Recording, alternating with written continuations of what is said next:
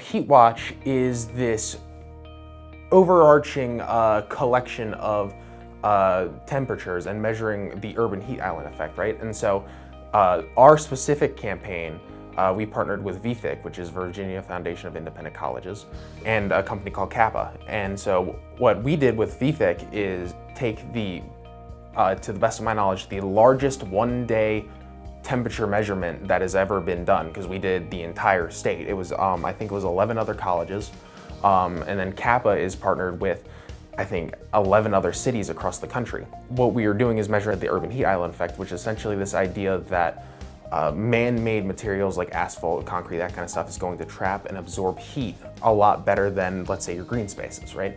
And especially when you're measuring in cities, they don't have a lot of green spaces. And so you have this effect where your cities have this high concentration of heat, and then your rural areas don't have this. And we find that there are disparities in what you see with lower and higher socioeconomic people.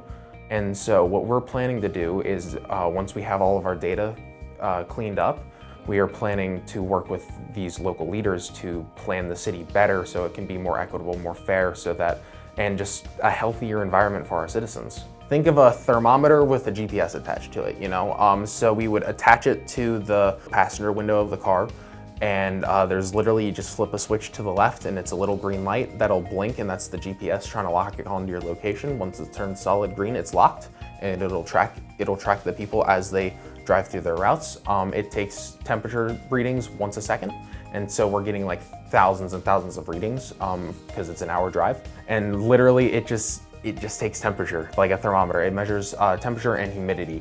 My biggest goal would be to actually implement what we found. You know, it's so easy for science to, hey, we have all this data and nothing ever gets done because no one pays attention to, you know, my biggest goal is to disseminate this information to the people that need to hear it and be able to actually work with the data that we have, you know, instead of just let it sit there and like, hey, look what we have, let's do nothing with it. And when Professor Krebs called me and was like, hey, you want to do some research, I thought I'd be sitting in a lab. So this has definitely been a unique experience of coordinating volunteers, something I never thought that I'd be doing. I was essentially event planning. I'm very blessed to have had this opportunity to do something that not everyone my age gets to do.